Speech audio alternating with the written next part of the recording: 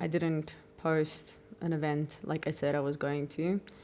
And I do apologize for that. It's just, I wasn't sure if I was going to dial in today. That's why I've got like fake makeup on my face, because I've not exactly been feeling all that grand, you know? Yeah, tummy bug. In the summer in South Africa, it's brilliant. It's so great. Anyway, I feel like I should start by like explaining maybe a little bit more about like what I wrote, because I do feel it's probably a bit how do you say it's probably a bit like ironic saying like commenting on people commenting on things on the internet on while I'm on the internet. So there's that side to it. But that's why like I want to kind of like do a disclaimer, even though it's like a good disclaimer, but like it's kind of a disclaimer. I'm like bordering on the line of like true crime stuff today, which I know is like not usually something that's super okay with this platform. So I'm going to try to like tiptoe a lot around the words that I use and stuff. I did put an age restriction on as well, because like I don't want to be blocked. I don't want to go to TikTok jail. I don't know if there's a TikTok jail, but I know on Meta there is, and I really don't want to get caught in that trap. But I'm not going to be regurgitating case facts. I'm not going to be trying to make it sound like I did any amount of research for this. I did do some research, and when I say research, I mean I watched a few YouTube videos. So I'm not even going to try to bullshit and like pretend like I went to the library or properly researched this at all. This is literally just me challenging the perspective of a few of the things that I watched on the topics that I have prepared for today. Because the big thing is that I feel that oftentimes when it comes to true crime, I guess they all count as true crime. It's just like, I feel like a lot of times when it comes to highly publicized cases, the narrative kind of gets pulled through the ranks as like, people kind of just take the same information and like say it slightly differently, but they keep to the same basic narrative, the same bottom line. And I'm kind of just gonna look at a few cases that I've recently come onto and mostly just kind of discuss how I feel about it. And please feel free to chime in if there's anything I say that you want to know more about or that you don't agree with. Like I'm completely open to that. Thanks to the people that's joining. I'm not going to fall into the trap of trying to say names again. That was like really scary. But anyway, where this topic came from was basically last night. Someone got me onto the whole case of Michelle Carter. Now, I don't know if you know who she is. I don't know if you know anything about this woman. Well, at the time, she wasn't very much a woman. She was more just like a teenage girl, though. But basically, the case, how it's presented, is that she, via text messages, convinced her highly mentally strained boyfriend to unalive himself. And I know it's like a trippy topic, and please, if you feel uncomfortable, please don't like feel the need to stay. But it was a topic that came up for me at the time, because in the narrative of this case, a lot of people kind of like jumped straight to the conclusion that like she's this really horrible person, and that everything she did was malicious and horrible. And yes, like a lot of it was, and we will get to that part as well. But as I said, a big part of what I'm doing is mostly just like challenging the perspective, because I do feel that in a lot of these cases, there's a lot more that we don't see. And that's where it comes onto the narrative being written by families and not by the victims themselves. So in this case, this guy Connor, he was severely depressed. He was really severely depressed. He also made some videos where he was like talking about his depression and talking about how really disgusting it is for him to experience this, and like the guilt and the shame that he experiences putting his family through this trauma of him having this depression and not always being able to necessarily share that with people. And so Connor and his family go on holiday. And while they're on holiday, he meets this girl called Michelle. And him and Michelle hit it off. They lived in different states in America. So they very much had like a viral relationship. Like it was only online. They never saw each other again for like over a year. And this is kind of like part of where it becomes like difficult for this case, because in over a year they did not see each other. And close to the end, when everything came to a light after he ultimately took the actions that he did that made this case happen, aka unaliving himself, it came to light that him and this girl were actually like considering each other as girlfriend and boyfriend. And Connor's family adamantly denied this. They said that if they were boyfriend and girlfriend, they would have known about this. Connor also has this friend that's from his local area that also fervently denied the fact that him and Michelle were romantically involved. Mostly people did base this on the fact that like the two of them haven't seen each other like physically in over a year. But then we come to the text messages, and this is where this case gets like really interesting, because like this whole case, everything that happens, everything that we know is based on text messages that happened between Connor and Michelle. So when Connor unalived himself, the police eventually came onto his cell phone.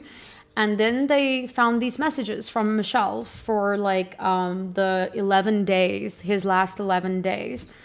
And in those 11 days, Michelle basically helped him plan to do the deed. She also comforted him quite a lot. She would often talk to him about the fact that like, yeah, your family's probably going to feel really sad for a while, but like they'll get over it. Kind of like strengthening the case for him to go ahead with what he planned.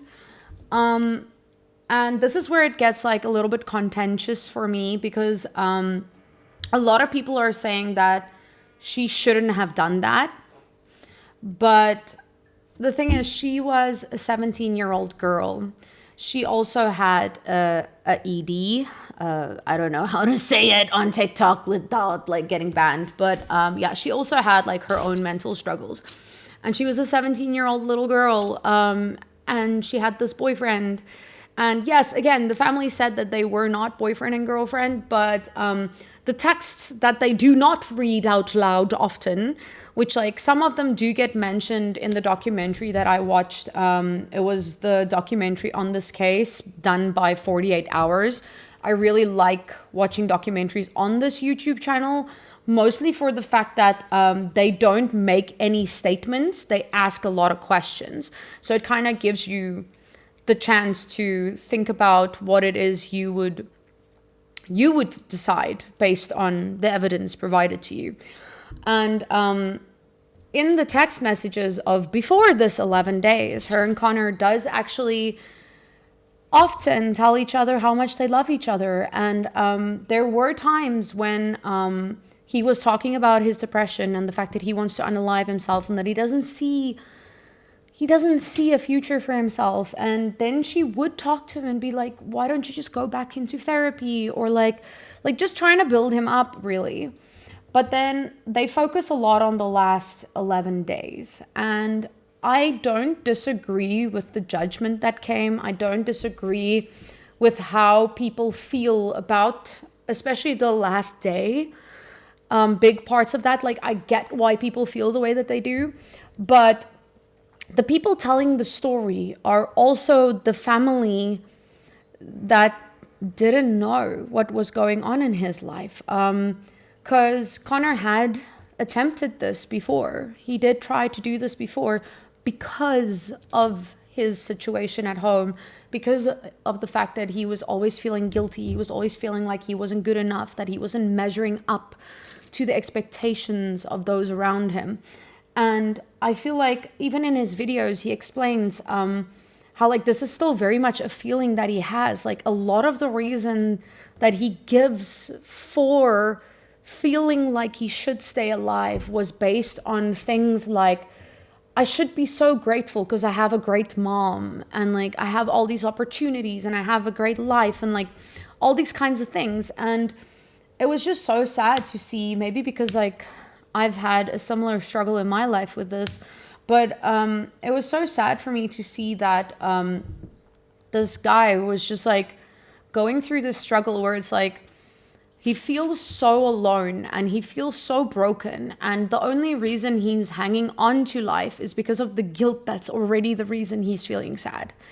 But yeah, back to Michelle and like how things end up at the end. So in the last 11 days of Connor's life, Michelle started kind of working the situation up more. So in the beginning, she was very much, before these 11 days, she was very much like, maybe you should consider doing therapy again, maybe this, maybe that.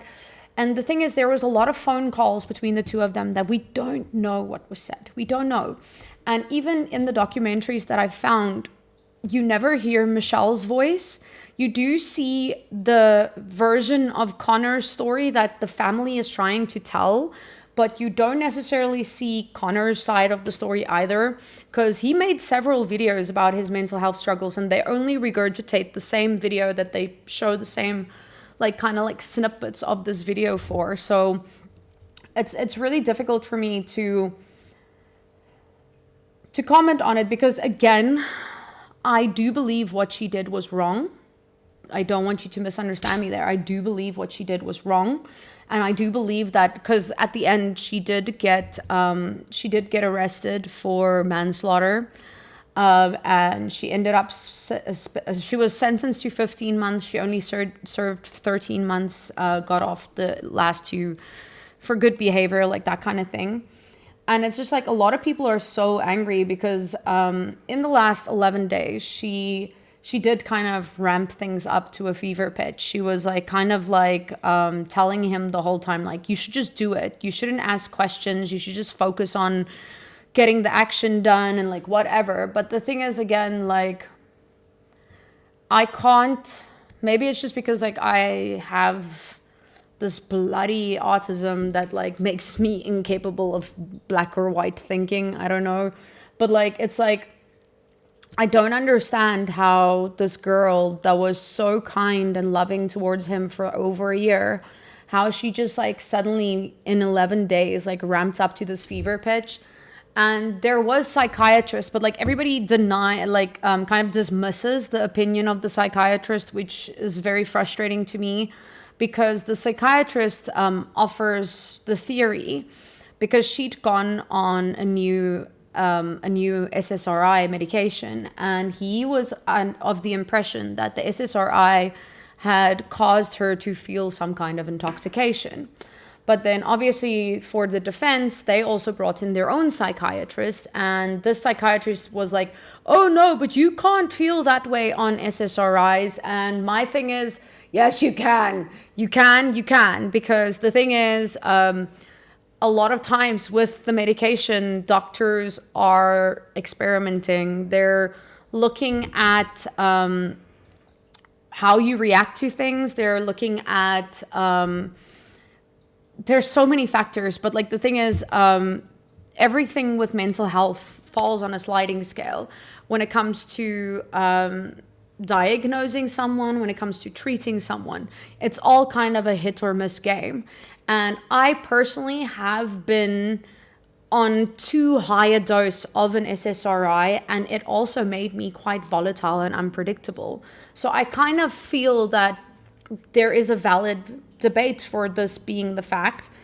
But again, like, you can't speak to it because we get to hear her psychiatrist, but we still don't get to hear her. It's not like one of these cases where they go afterwards and they interview the person in their home or in the prison or whatever. This girl has never been heard. She's never been heard. The only people you constantly hear are his mom and his sisters. And by the way, the person that he had a really contentious relationship was his father. And his father actually spoke at the sentencing hearing to, like, basically say how horrible it is what Michelle did. And my thing is, like, I understand that, like, in grief, we all realize the mistakes that we made. But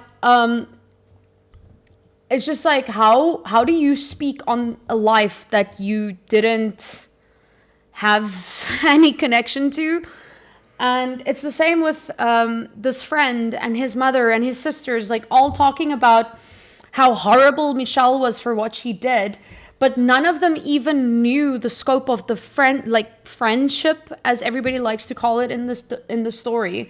But it's like, you can see by some of the message, like a lot of the messages, like especially when you go onto the 48-hour documentary, you'll see, like, they highlight messages that they want you to hear, but, like, they show some of the messages that might not make all sense. But yeah, and then the big thing is, like, where she definitely messed up was the fact that she kind of tried to turn it into this situation of clout. The moment she realized that Connor had gone through with it, and, like, that her taunts and, like, her kind of, like, it wasn't even taunts though, like, she wasn't being rude to him. She just kind of, like, was, like, egging him on. And that's also, like, kind of part of it, I guess. The fact that, like, he still chose to go through with it. She wasn't threatening him. She wasn't insulting him. She was egging him on, but like, more than that, she wasn't really doing. And yeah, before he, like, succeeded, there was a 46-minute phone call between him and Michelle. Now, we don't know. Beyond a text message that Michelle sent to one of her friends, kind of, like, admitting the fact that she told him to get back in the truck. South Africans, bakkie, truck, pickup truck, like, yeah. Beyond her admitting that to a friend, and her also admitting to the fact that she hung on to the call for 20 minutes, listening to him moving out of this world. Like, and she admitted these things. I feel like, yeah, when it came to the point of her letting people kind of, like, because she messaged, again, like I said, I didn't do, like, a lot of research on this, so it was either his sister or this friend of his that she messaged and was like, have you heard from Connor? So she had the opportunity to kind of whistle call, but she didn't, which was kind of intense, I know. And then she also kind of used him passing as, like, this thing. And then there's also evidence that she used an episode from the series Glee to kind of script a bunch of her messages and stuff when playing this part of the grieving girlfriend. So yeah, like, her actions were wrong. I do feel like she deserved some prison time, and she did get some prison time. But where the big thing comes in for me is that everybody was, like, anti-Michelle, which clearly, based on the sheer amount of messages that her and Connor were sending to each other, like, it's clear that her and Connor had a very different relationship to what he had with the people in his life. And I feel like, as what happens in a lot of these cases, the person who passes, their story gets lost in kind of the chaos of other people's grief.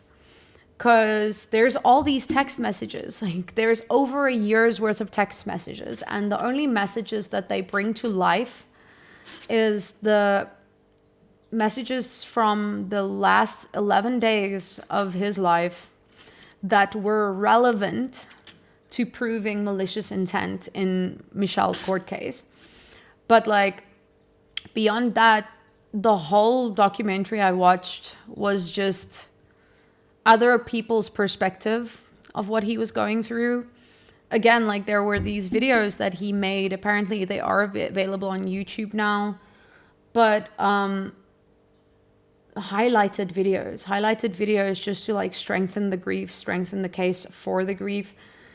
And it just saddens me that you have no idea, you never have any idea what's really going on in this poor guy's life. And I don't know if any of us will ever really know what happened.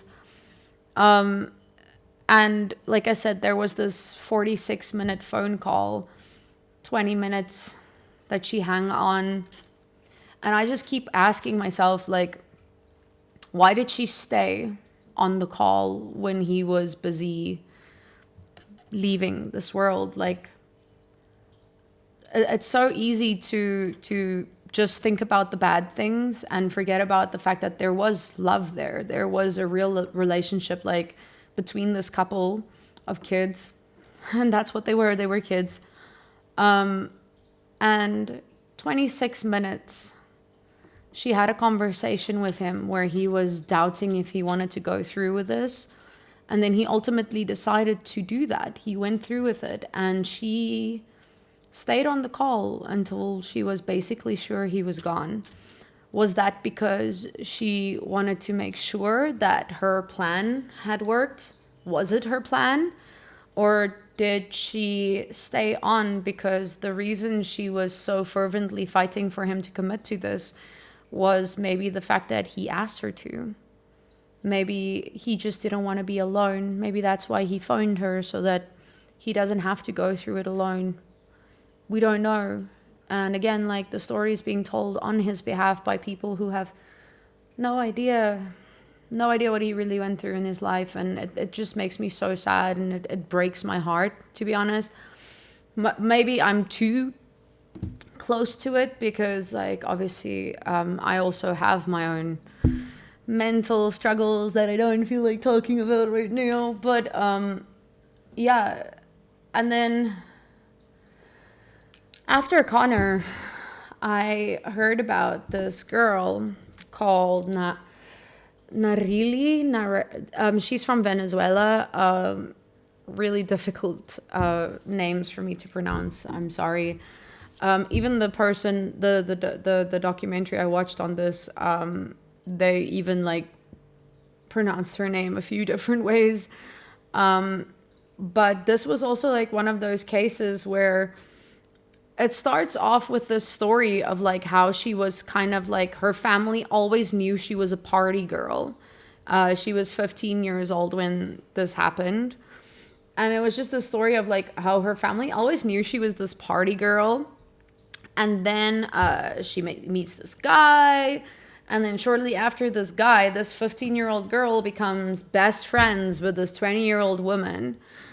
And they have this like really nice friendship and all of the things. And her family didn't know what was happening. They don't seem to really have questioned much of what was happening.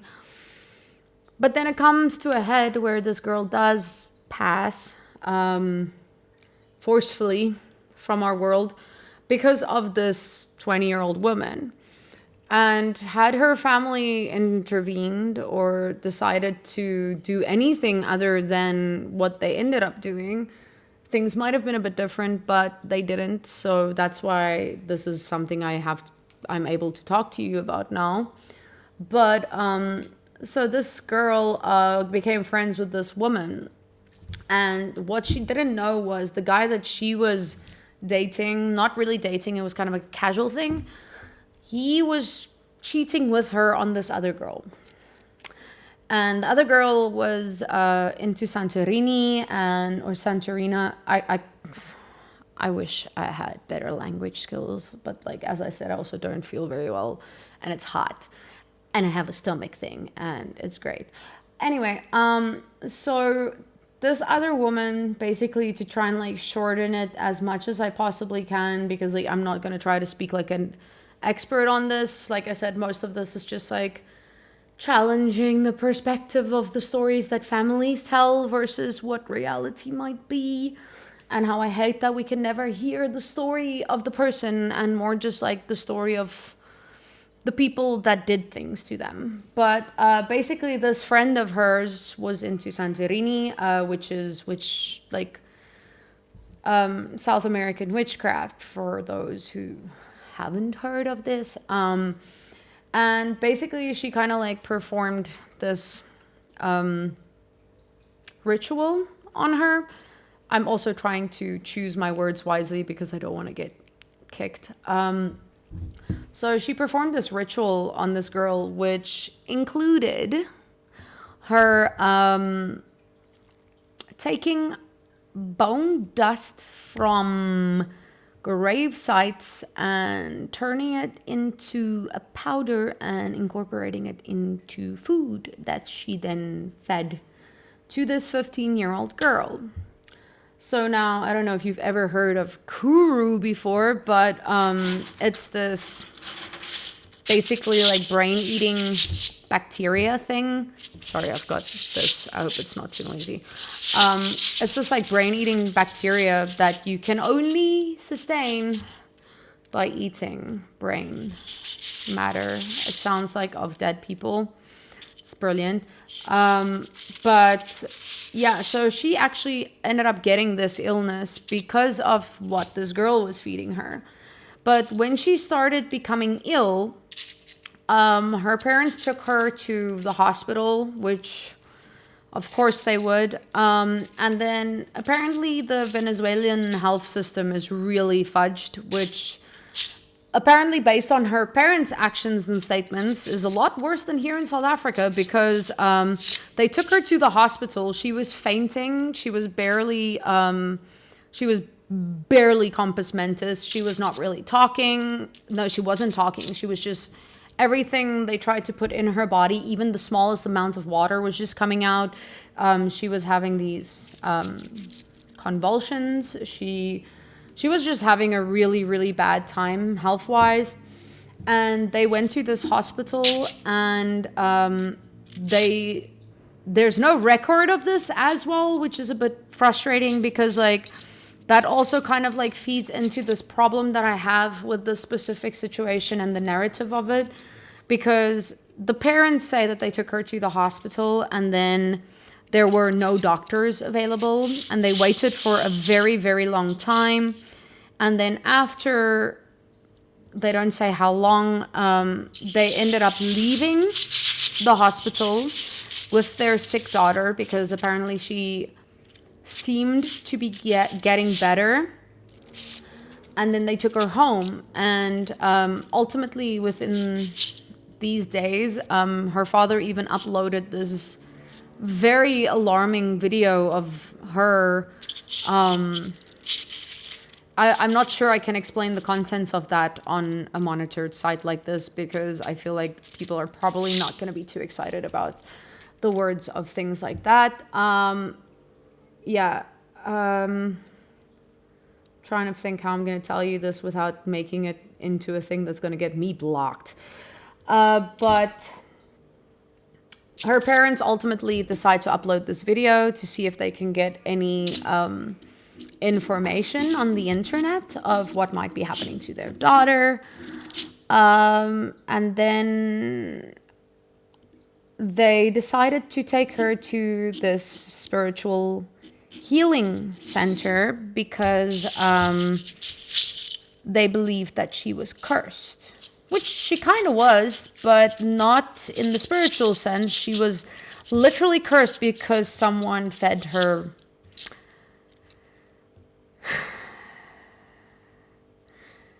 Guys, monitoring has made it really difficult to do the words if you don't script what you're saying.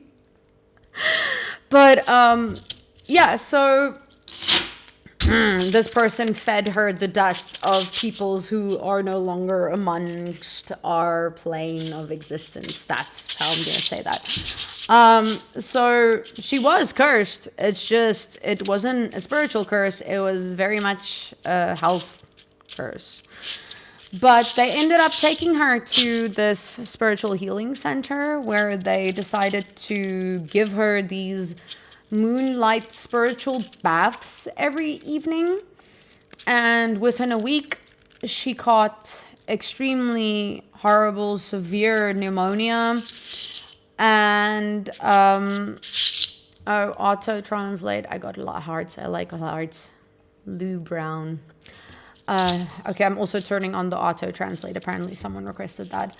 But thank you for the hearts. I love it. No, Lou Brown, I am not AI.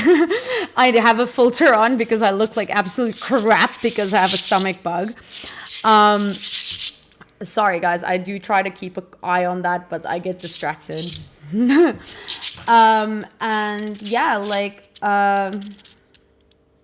so basically, eventually the parents said that she did pass in their arms, in their home, which has become a topic of contention because after reviewing the case and stuff, the Venezuelan police department actually discovered that she was very much still at the spiritual healing center when she passed, but they fervently... No, it's so okay, Lou. I know the world is full of AI at the moment, so don't feel bad at all. I'm just like, yeah, I just exist as this retarded person sometimes. But thank you for double checking. But yeah, so ultimately what happened was that her parents and the community at large kind of like turned against this woman that performed the Santorini on her. And then it became this kind of like debate thing because people were feeling that this girl should be held accountable for what she did because of the witchcraft. And then the police was like, we can't do that because it's, number one,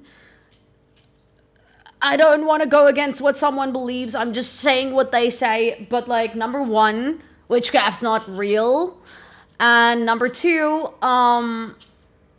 if you start taking people to prison for witchcraft, where do you draw the line? Like what's going to be the point? Where are we going to stop? Are we going to start recapturing our wonderful days in Salem in the 1600s? Like, where do we go with this? So then a bunch of people were also debating the fact of like, okay, but like she was technically poisoning her because like, yes. But then people were like, we still can't prove this because also the family did not opt for an autopsy. So there's no, like, they didn't do tests on her brain to confirm whether it was Kuru. A lot of the things that they blamed possibly for this was very much speculatory because no autopsy was performed. And as I said, there is no record of her actually going to the hospital. But then there's also this little hidden snippet that the family didn't bring up. She was actually diagnosed with an illness a couple of years before called syncope. So syncope, what it is, it's kind of, I'm assuming it's like a type of an autoimmune. Like I said, this is very much not research. This is very much supposed to be my opinion on the case. If you guys would like me to research things to bring to you, I would love to do that. It's just, I don't want to put the effort into something that people might not enjoy that much. So bear with me. So anyway, syncope sounds like kind of like an autoimmune disease because what happens is she kind of stops breathing, which happens to me as well a lot with my functional neurological. And then what would happen is she would have these fainting spells, and it was often triggered by severely emotional events. Like apparently even when she had to take exams or tests for school, she would then have these fainting spells and become ill. So it's like the family keeps trying to sell this like story of like this innocent 15-year-old girl that was coaxed into witchcraft by this other woman. And as I said before, like this is very much more just like a commentary on families capturing the narrative of a case that they didn't really have a big enough role in to comment on, because like the fact of them like trying to purposely change information to make it sound like they were this like super cute close little family, and like she died in her mom's arms, and they did do due process by taking her to the hospital even though there's no record of them doing this. It's very frustrating to me because I feel like, again, this is just my commentary, I very much feel like there's parts of this girl's story that are being manipulated to paint the family in a better light, to cover the guilt that they feel for what was done to this girl, because she was a 15-year-old teenager. She had no business running around with a 20-year-old woman that wasn't family. I'm not saying you can't be friends with older people. I'm not saying you can't be friends with younger people. The only thing that I'm saying is that somewhere the parents should have intervened. And I know, like, parenting is hard, guys. I'm not a parent. I used to be a childcare expert, but like, I'm not a parent. I was just there to support parents in their childcare journey before I got sick. So like, I'm not trying to make parents sound like this horrible thing and like they should know everything. Like, there's no guidebook. Okay, there are a bunch of guidebooks for this, but like, let's be honest, most of them are BS and people trying to make a quick buck. So like, I'm not trying to like blame this on the parents. The only thing that I am saying on this is that I don't like the fact that the narrative has been changed to make the parents feel better about what was happening. Yeah, Nareli was 15 years old. She was a 15-year-old teenager, and the woman that fed her the unalive beings was a 20-year-old that lived in an apartment for a month. She actually rented this apartment just for the sake of getting close to Nareli, because of Nareli being involved with her boyfriend, which is also a very alarming thing for me based on this case, because if this guy was both dating a 20-year-old and a 15-year-old, we have like a 5-year age gap here.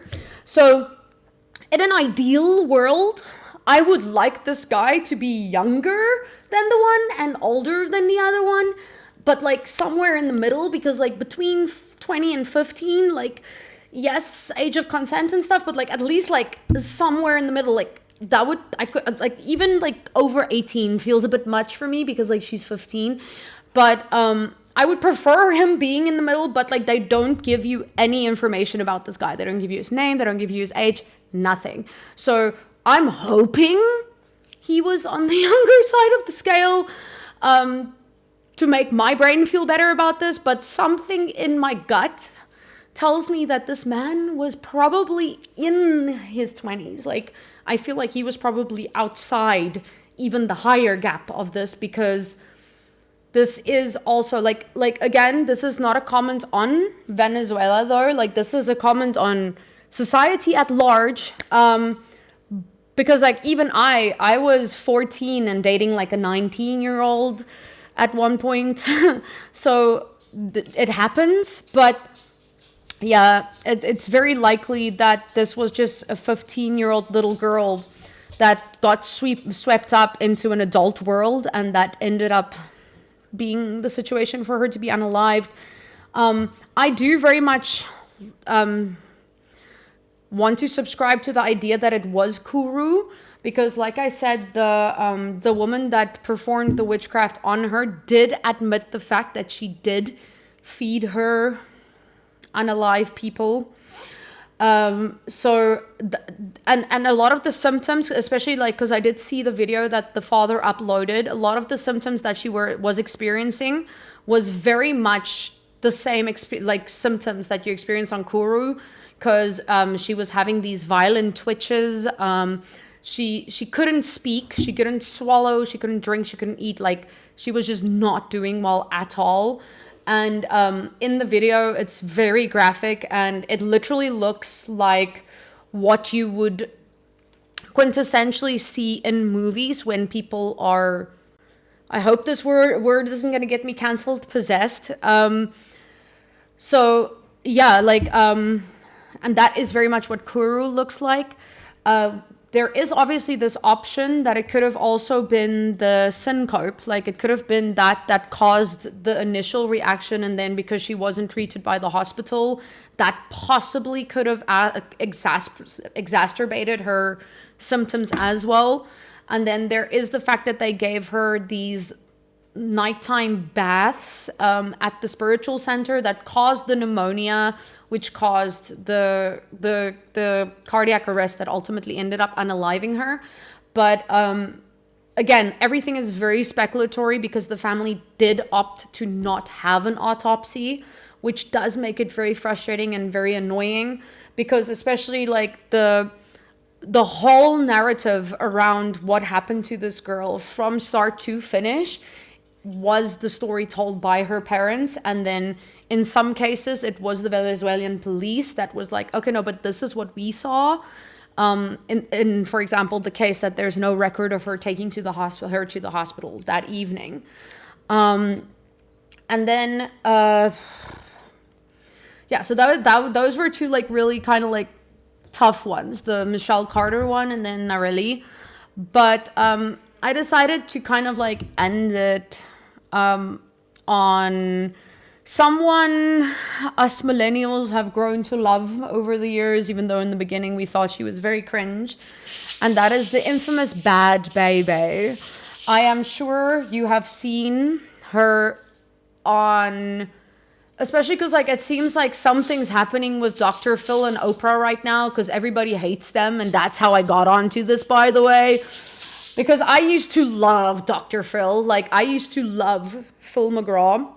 And the reason I'm bringing Bad Baby into this is because the whole story so far has been about families taking the narrative from the victim, where I feel like the world was trying to steal Bad Baby's narrative. Her name was Danielle. I can't remember her last name, mostly because I can't pronounce it, but her real name was Danielle. It is Danielle. She's still alive. But I like the fact that they called her Bad Baby. It's so cool. Well, she called herself Bad Baby. She captured her own narrative. But the reason she's falling into this kind of like perspective sharing episode of true crime is because Bad Baby, for those who don't know who she was and is, she was this troubled teen that went on the Dr. Phil show. And basically, yeah, she's beautiful. She actually brought out some new music quite recently as well. So she's still here. She's still kicking. But yeah, so she went on the Dr. Phil show. And a lot of you have probably heard or seen her internet meme of Catch Me Outside. Because that was what she was. She was the Catch Me Outside girl. And she went on, she's still doing good. That's like why she's being relevant right now. Because her being on the Dr. Phil show ended up getting her sent to one of these corrective behavior ranches that they have in America, where they send like disobedient kids. And then there was this like, there's like quite a lot of documentaries on these ranches and facilities at the moment because of the systemic A-B usage of the children that goes there. So she was sent to one of these facilities after going onto the Dr. Phil show. And in the beginning, she did not speak out about it because obviously when she got back, number one, just before she was dismissed from the ranch, they sent a film crew to like capture her being all happy.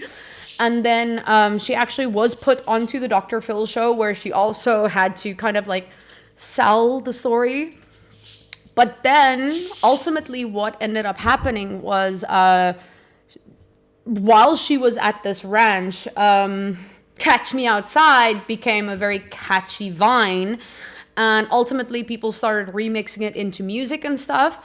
And this producer came to her and he was like, listen here, like, I see what's going on the internet. I see you. I like what you're about. How about we do this thing? So she became a rapper, which is, see, like capturing your own story. And eventually she went and started this Snapchat series as well, where she where you followed her along. She was very much still bad baby, no matter how much they tried to sell on the Dr. Phil McGraw show that she was a reformed girl. She was not reformed. She was not reformed. She wasn't even trying to pretend like she was reformed. It was just for the show. And they started this series where I think it was called Raising Baby. So what happened was they followed her as her mom and her bodyguard kind of just tried to control this rambunctious, loud, just kind of like doing her thing girl. I don't know if she's a mom. I would love to do more on that. It's literally just something that I watched 2 episodes about because I was just like, what? She like did all the things? Because I only knew her as Catch Me Outside up until this moment, or that moment. But the big thing for me was that she ended up talking about this ranch. And I have been watching a lot of series and documentaries and things recently about these bad kid facilities. And it's actually really cool because like people still thought she was kind of just like super dysfunctional and whatever, which like I'm not gonna say she's not. Like that would be a very delusional comment because girl be crazy in the best kind of way though. Like we love her for who she is. But then Paris Hilton started this movement because of the facilities that she was in as well. Because I don't know how many people know much about Paris Hilton, but she actually was kidnapped several times from her multi-million-dollar home when she was a teenager.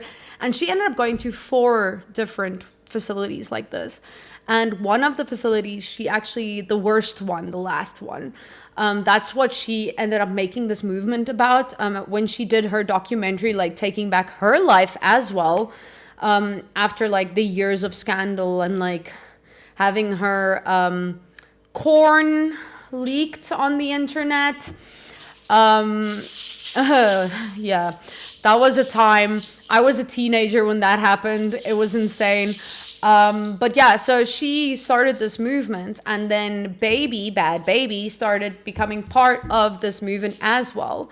So she actually, comparative to her kind of disjointed, dysfunctional, beautiful rap videos and stuff, she uploaded a very serious YouTube video, where she was speaking out against what was happening at this ranch in the time that she was there, the part of the story that she wasn't able to tell before, and how she like felt more safe doing that so because of the platform that people like Paris Hilton are creating for survivors from these facilities. And it was a very beautiful video. She was talking, not like, and that's what I love, the fact that she very much is showing you that a lot of who she was back then and a lot of who she is in her music videos and stuff, like a great deal of it is very much part of the act. But she actually is a very coherent person. You can, in the video, you can hear like she has deeper thoughts. She has the ability to think deeper. She's not unintelligent. She's not unemotional. She very much just chose who she wants to be in this world, and she chooses to live her life as that person. But yeah, then she makes this like beautiful expose of a YouTube video, and she goes on to expose Dr. Phil McGraw and the fact that he was taking basically financial aid. It's not aid. He literally took bribes. Let's just call it what it is. He took bribes from these facilities to send these dysfunctional teenagers to their facilities. And he should have known. He should have known what was going on there, but he didn't. He didn't care. But she took back her narrative, and that was what was so special to me about that, because the world kind of tried to paint her in the same light as this doctor. And this is one thing though, like I want to actually take a derailment here quickly and just talk about this whole scandal that's happening with Dr. Phil right now. Dr. Phil McGraw is and was and will always be a qualified PhD in criminal psychology. So he is a doctor. He's a PhD doctor. He will always be a PhD doctor. You don't go and study and then because you stop paying your license, your studies are no longer valid. Yes, he was, up until 2006, a practicing registered psychologist. But this is different from being a PhD. Because while, yes, Dr. Phil, the show called him Dr. Phil because he did earn a PhD. He is a doctor. He did earn a PhD. He is, however, and never was, a MD, a medical doctor. He was never that. He never tried to sell himself as one either. He was very open and honest about the fact that he has a PhD in criminal psychology. He met Oprah Winfrey, the woman that ended up giving him his show. He met her during a trial where she was sued by the Texas Beef Corporations for defamation because of putting a panelist on one of her shows where they made a lot of defamatory statements about the meat market in general. Yes, it was one of those moments where PETA probably was just like screaming in happiness. But the thing is, you can't just go and say defamatory things about people just because you're a famous person and you feel like it.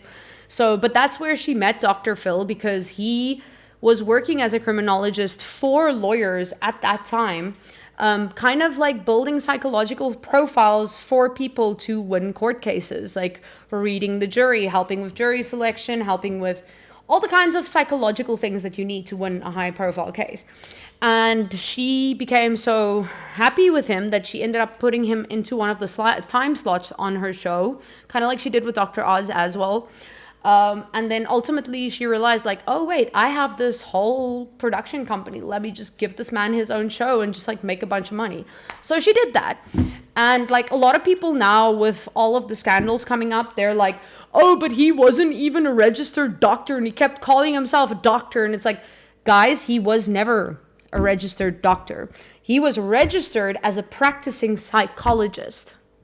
And for him to be a practicing psychologist means that he's allowed to see patients. When he moved into the capacity of Dr. Phil, the show host, however, the fact that it was a TV show, he no longer legally required to be registered as a psychologist, because him having earned a PhD degree in psychology, criminal psychology, that was enough, because he is a doctor. A PhD makes you a doctor until you die. They can't take that away from you. He was like, from the day he graduated his PhD until the day he keels over in a grave, he will be a doctor. So for people to walk around and being like, oh, but he didn't renew his license, so he wasn't really a doctor, but he was saying he was a doctor. He has a doctorate. He's just not a medical doctor. But he also never tried to sell himself as a medical doctor. He was a registered psychologist that stopped being a registered psychologist because he was being a TV host. Why would you need to be a registered psychologist to talk to patients and give patients advice in front of a live studio audience?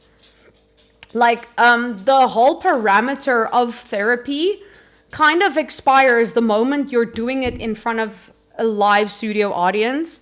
And then a lot of people are also like saying like how he was like selling himself as an expert and whatever. He is an expert in criminal psychology. He obtained a PhD. And also the other thing that like a lot of people get frustrated about is that like people trusted him and believed in what he was saying. But unfortunately, as it is television, being a keyboard warrior and getting upset isn't enough, because every single episode, in the beginning and at the end, as TV shows of these natures do, there was a disclaimer saying that all opinions voiced during the screening of this thing is his opinion and should not be taken as sound advice or medical advice. And like, if you have a problem, you should seek professional help. So yeah, people like to be really loud, and that's actually the part of the story that I haven't gotten to. And that is the internet, our best friend and financier of many a people who don't feel like working for real. Okay, no, like, don't get me wrong. I know there are content creators in this world that go to back for their content. They create content based on research. They do amazing things. Like the amount of editing and the amount of choreographing, and it is very much a science. Like getting the right content in front of the right viewers and making it cohesive, making it beautiful, making it sound, it takes a lot of work. And that's why my stuff is so disjointed, because like it's very much a hobby for me. It's not a job for me. I have other work that I do outside of it, which is why I'm always very surprised by the amount of people that pop on here, because I don't think I have a lot of important things to say. Even though I do like saying things, I very much understand that I am just a normal mortal being with opinions that could be wrong. And I love being proved wrong, because when I'm proven wrong, I learn, and I love learning. Learning is like literally one of my favorite things in the world.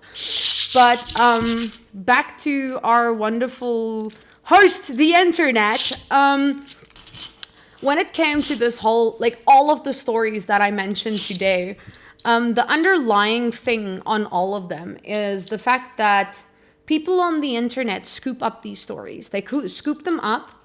They take the information that is available, and instead of making it their own, some people do put in some comments of their own occasionally, but in general, they're not challenging any perspectives. People are watching, and that's why I didn't do more research, because like I wanted you guys to see how little information really goes into these stories. I've been sitting here for almost a half an hour. I've told you about 3 different occurrences, even added a 4th that I wasn't planning necessarily on going to. But like I gave you all of the relevant information that you needed, and I was able to do it in less than 20 minutes a shot. So what is happening is people are making over an hour long documentaries on these cases. Like each of those were an hour or over an hour long, the documentaries that I watched to get the information for this. And that was the information. It was so easy that I could explain it to you in like 20 minutes. That was the gist of it.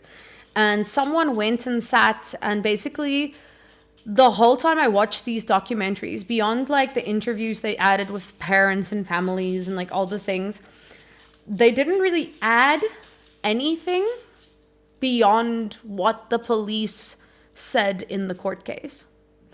The documentary on Bad Baby that I watched, that was a bit better though, because like it gave... No, it wasn't, because it like didn't give me anything new. There was no new information beyond the fact that she became part of this group with Paris Hilton and was like moving to get institutions like the one she was forced to go to closed down, which I think is really cool that they are doing that. But the internet is filled with people trying to sound a lot more informed than they are. People who are trying to sound... I don't want to say intelligent, because like I don't want to say people are not intelligent, but just relaying information and then every 5 minutes expressing how disgusting you think the perpetrator is. You're not adding any psychological nuance. You're not adding any valid opinions. You're not even educated enough to speak on a lot of the things that people are speaking on. And a few content creators have now recently taken to adding the whole allegedly thing, which I think is just actually kind of ridiculous, because they will just go on a tangent and say the most disgusting things about another human being and defamatory things, not researched things they have no basis for saying, and they'll speak it as fact.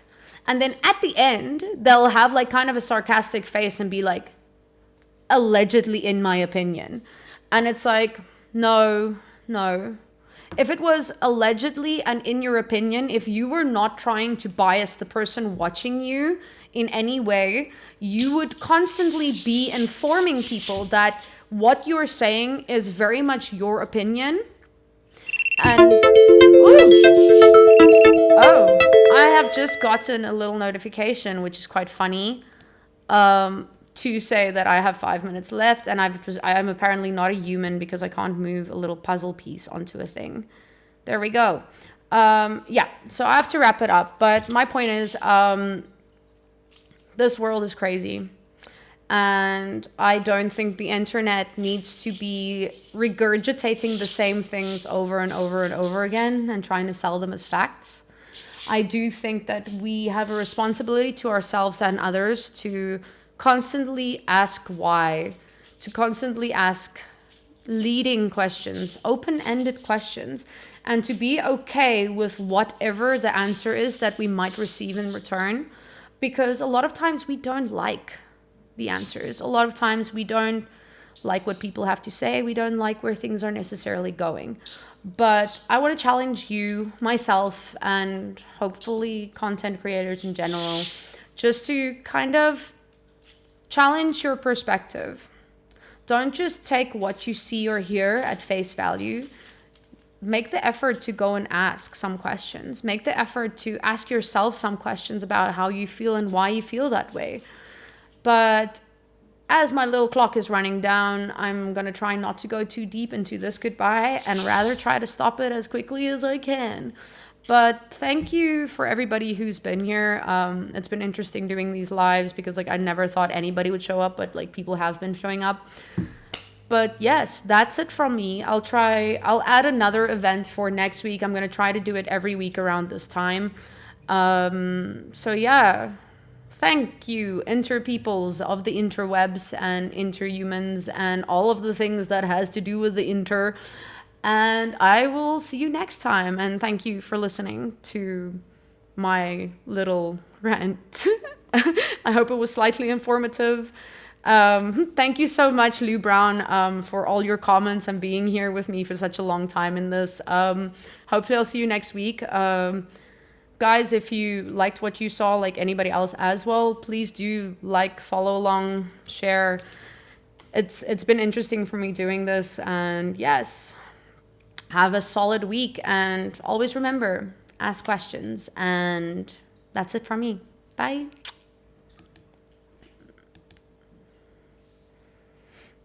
Mm-hmm.